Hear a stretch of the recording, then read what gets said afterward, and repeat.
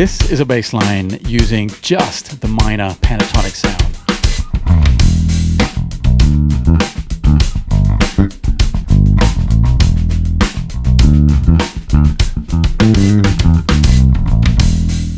This is also a bass line using just the minor pentatonic sound, but with a bit of a twist.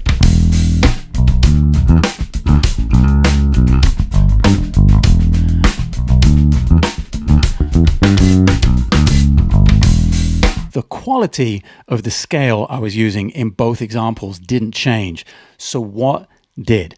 That's what we're going to look at today. I'm going to give you 3 ways to frame the minor pentatonic scale that are so accessible you could literally take them to your gig tonight and use them right away. The only thing you need to be aware of is perhaps the most commonly used scale by bass players and guitar players in modern music, and that's the minor pentatonic.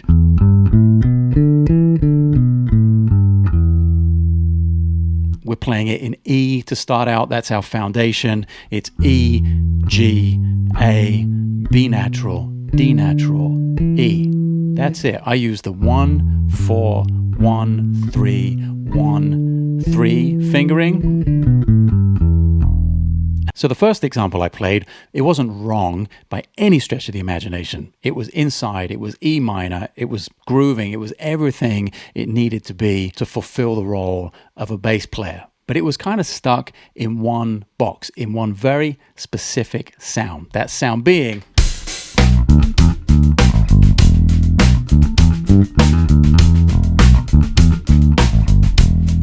all E minor pentatonics, kind of straight up and down. Again, nothing wrong with it. But when we switch to the second example and we got those extra flavors in there, that is where I want to reframe your understanding of the minor pentatonic and give you all of these other super cool options that I'm sure you've heard, but perhaps you just weren't aware of where they were coming from or how you could access those on the neck of the instrument. So let's make sure we have the foundation of our key of E, E minor pentatonic, and I'm specifically recommending that you work on this in just one key, in one place to start out. Let's just concentrate E minor. Let's keep it simple to start and expand from there. And let's make sure we have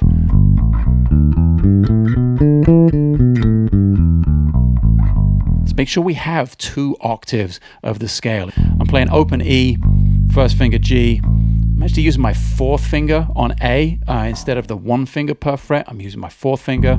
Maybe I'm sliding up on the E string to the B.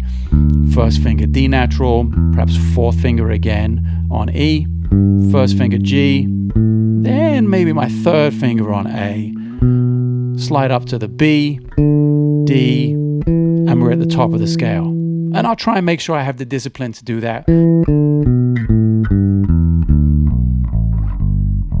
Both ascending and descending. And if that's going too fast, don't forget, pause, rewind, go at your own pace. I'm here to deliver a bunch of information in a reasonable amount of time, but it's up to you to understand your pace and how quickly you can absorb all of this stuff. Do not feel pressured to get it right away. Pause, rewind. You have nothing but time. Don't feel you need to work at my pace if my pace isn't right for you. Now, it's really important that we don't just approach this from, oh yeah, E minor works if the chord is E minor 7.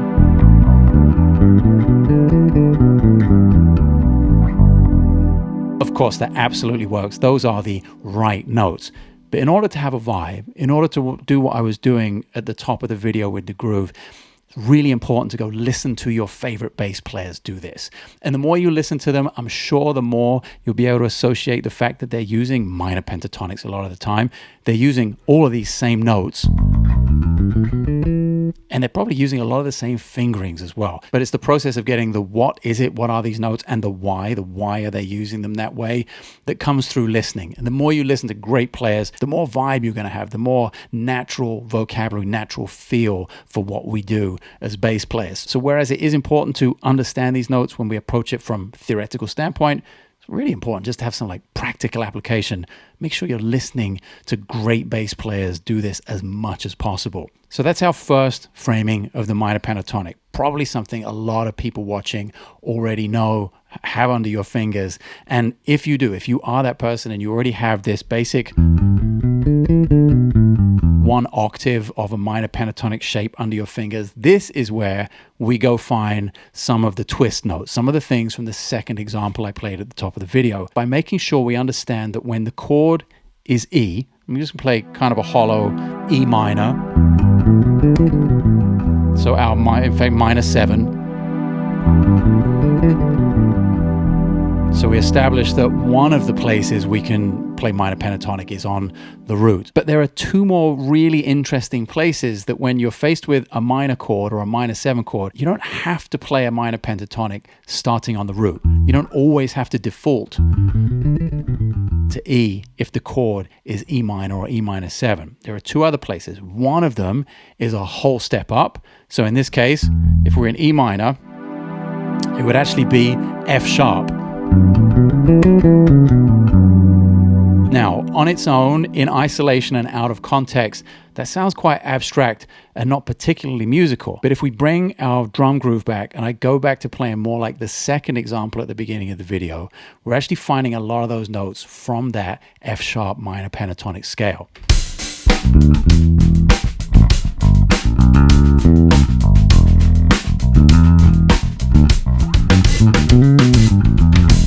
What I'm doing there is I'm finding that C sharp,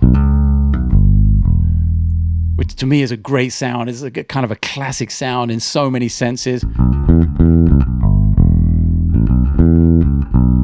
And it breaks us out of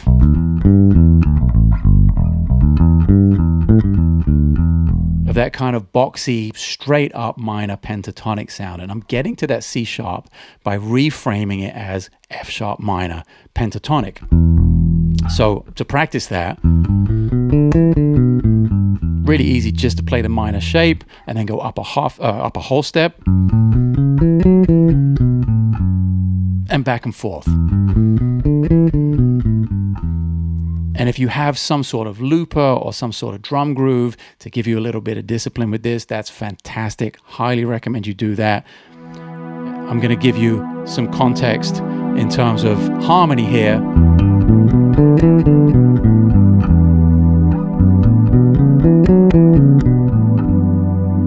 So again, sounds a little dissonant when you just straight up play the scale, but being aware of that shape and understanding that all of those notes can actually work along with E minor, and that's kind of one way to find those notes is by moving to F sharp, could be the key to unlock this sound for you in the low end. And speaking about the low end, perhaps we'll talk about the high end as well. Range is really important. Certain notes I find will tend more towards fills and melodic kind of sensibilities, and other notes feel fatter and warmer and nicer in the low end. We'll talk about range and where to play all these ideas, how to slot these ideas into sort of the right place in the bass, at least a starting point for you a little bit later in the video. But I did say there were 3 ways to frame the minor pentatonic, and I want to get to that third one right now. We've had E minor, we've had F sharp, but there's also the option to play B minor pentatonic. So we can have the root, the second, and the fifth, all in the context of E minor. So if I put that chord back, give you E minor. Now here's B minor. One of the reasons it works and sounds a little more inside is because there are so many overlapping notes. In fact, there's only one note in the B minor pentatonic that isn't in the E minor pentatonic, but it's that note that makes things really sing when you use it in the right way. That note is F sharp. That's the 9. It's a really pretty note. If you've ever heard The Police, if you've ever heard Message in a Bottle, that's what that line is made of. The top note. That's using a 9 on all of those chords. It's a really pretty note. Now maybe I've told you about that and you can associate it with such a huge song like Police, like Message in a Bottle. Maybe you're going to start hearing that in music, and hopefully this is the key that opens that door to get it into your playing when you're working in a minor key and you've only maybe had access to E minor pentatonic so far. Now we can go to the 5th degree of the scale and we get we get that beautiful 9 sound in it. So in the context of E minor, we go to B minor pentatonic.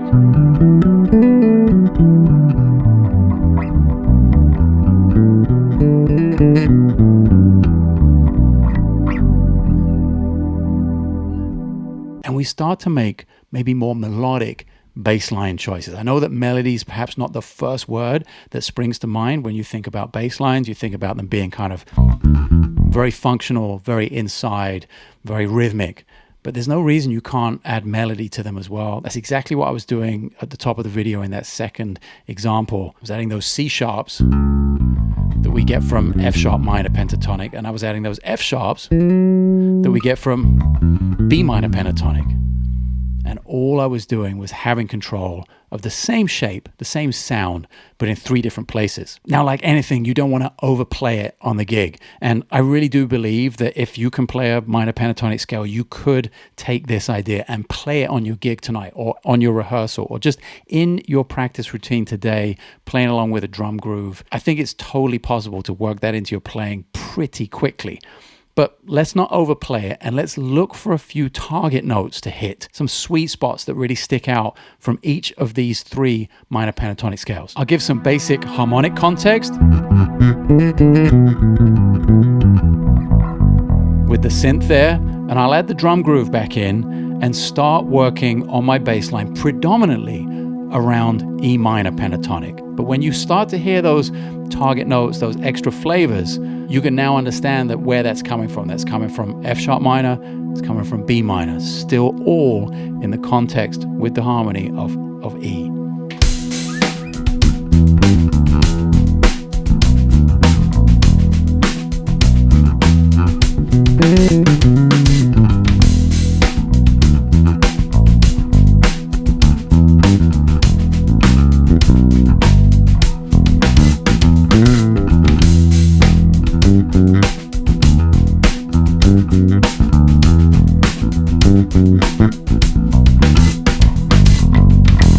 So what were my target notes? We've talked a little bit about that C sharp. I love that note on E minor. I've used it a lot in the examples in this video already, and you heard me play this line. I was getting to that F sharp, the 9, the really nice, really sings in the upper register of the instrument. So I think in this key, you can make it sing.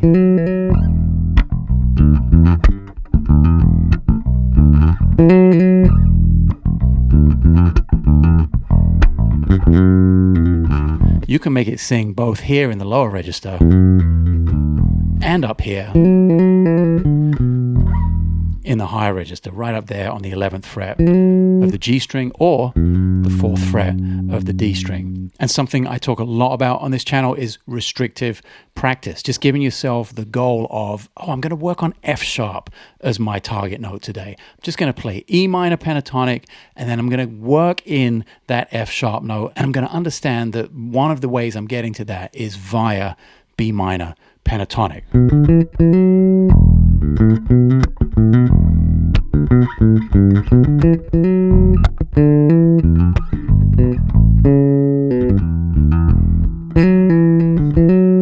It's a very melodic note up there. It's something you hear Marcus Miller in a lot of his compositions. Many great musicians are using that. Been used for decades, especially in our little world of electric bass. You'll hear that in Victor Wooten's playing, a lot of bass players that I could reference that use this concept of the 3 different sort of tonal centers of minor pentatonic, but used over the same chord. Now, if you want to dig deeper into any of the stuff we're talking about in today's video, you can do so with my book, The Bass Player's Guide to Pentatonics, which comes with tons of play-alongs, with structured exercises, with videos. It's linked in the description below. But for now, let's round out this video with 2 exercises to really help put these 3 different sounds into your playing. Whatever your mode of discipline is, mine happens to be a drum groove today, sometimes it's the looper, sometimes it's the metronome. I highly recommend you use it with these last two exercises because I want to just get something that you can drill in your practice routine, something you can go to, you don't really have to think about it, something that's actually quite mechanical, but when used the right way will lead to so much greater musical expression in the low end as a bass player, supporting all of those musicians around you. And I want to go back to the basic shape, the 1-4, 1-3, 1-3, 1-3, 1-4, 1 shape of the minor pentatonic. And I want to make sure we can work that in all three of the key centers we've covered today. So just playing E and then F sharp, and then playing B, and then cycling round back to E again. Now, let me do it with drum groove to prove I do use some discipline sometimes. E minor. There's our F sharp. We go to B and back to E. Now, it's quite mechanical, yes. Maybe you might be able to consider it boring. This is not what I'm suggesting you spend the bulk of your time doing. Just have a little discipline if this is new to you to get to that first, just to give yourself the foundation to break out and be able to work on all of the other things we've looked at in the video completely effortlessly. And the second exercise, what I'll leave you with here today, is being able to make sure you can do that in multiple registers of the instrument. When it's boxed in and it's exactly the same shape like we just played, you're changing nothing except the position of your hand and everything else stays the same. When we work into the lower register of the instrument, we have to change a few things. We have to play some open strings. So always make sure, even if like now we're just working on it in one key, always make sure you're covering all the possibilities and the permutations of that. And it doesn't take much work at all. Exactly the same as the closed position thing we just did, but expanding to some open strings. Let's do it without the groove first. There's our E. We get to be closed on the... And we can choose to play the B starting on 2nd fret A string, or we can come up to the 7th fret E string, play the same thing. And of course, the next step of that, if you want a little bonus thing, is to take it into the much higher register of the instrument.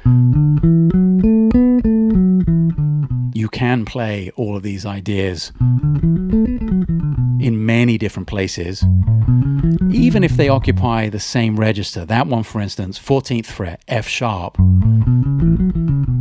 is exactly the same as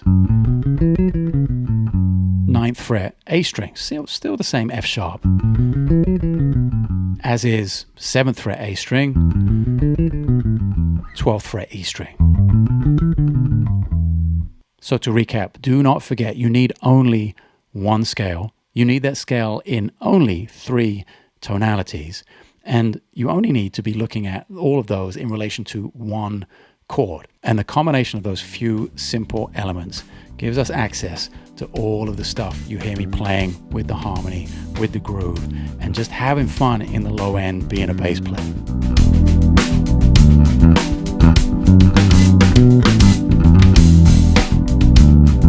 Thank